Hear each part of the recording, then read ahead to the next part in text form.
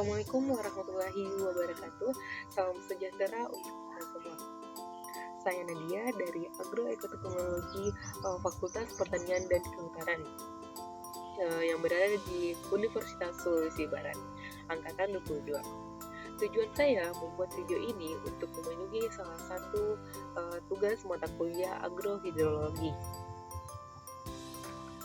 Dalam video ini, kita akan membahas berbagai komponen penting dalam siklus hidrologi. Yang pertama itu ada bagaimana itu siklus hidrologi menggambarkan pergerakan air di bumi. Selanjutnya, kita akan menjelajahi daerah aliran sungai atau das, yang merupakan wilayah yang mengatur aliran air menuju sungai utama. Lalu kita akan memahami bagaimana itu presipitasi, proses jatuhnya air ke atmosfer atau ke permukaan bumi.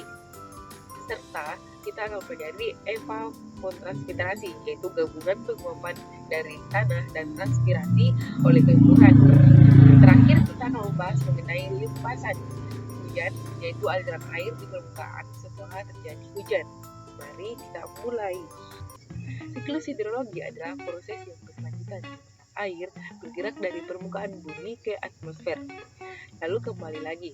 Proses dimulai dengan evaporasi, di mana air dari laut, sungai, dan danau menguap menjadi uap air akibat panas matahari, diikuti oleh transpirasi, yaitu penguapan air dari tumbuhan dan hewan.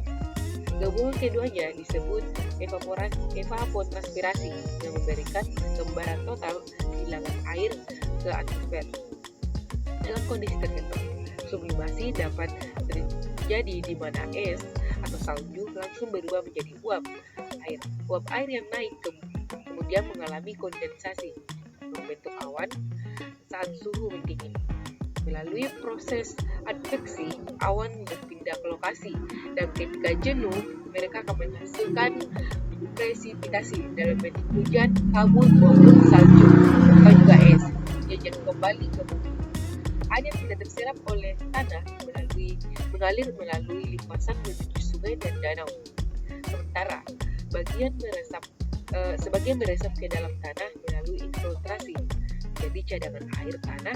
Selanjutnya ada daerah aliran sungai atau das, merupakan wilayah yang memiliki peran utama dalam siklus hidrologi, di mana air hujan yang jatuh di permukaan bumi akan mengalami infiltrasi ke dalam tanah melalui pori-pori atau mengalir sebagai aliran permukaan atau runoff.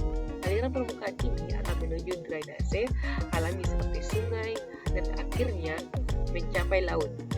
Presipitasi adalah suatu kejadian jatuhnya air dari atmosfer mengarah ke permukaan bumi. Bentuknya itu zat cair yang turun dalam bentuk membangun salju, kabut, dan beberapa faktor yang mempengaruhi presipitasi meliputi kelembapan udara, energi matahari, angin, dan suhu udara.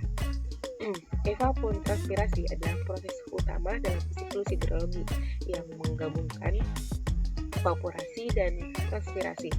Ini berfungsi sebagai jembatan antara air di permukaan bumi dan atmosfer. Proses ini terjadi ketika air dari tanah, sungai, dan danau menguap menjadi uap air akibat sinar matahari atau evaporasi. Sementara tumbuhan melepaskan uap air melalui stomata selama fotosintesis, disebut transpirasi. Faktor lingkungan seperti cahaya matahari, kelembapan udara, suhu, tekanan udara, dan kecepatan angin serta kondisi tanaman mempengaruhi laju evapotranspirasi.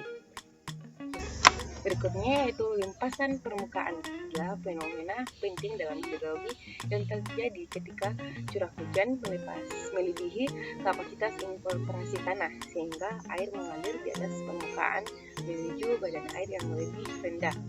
Proses ini sangat dipengaruhi oleh beberapa faktor, termasuk intensitas dan durasi hujan, kondisi tanah, serta vegetasi di daerah tersebut.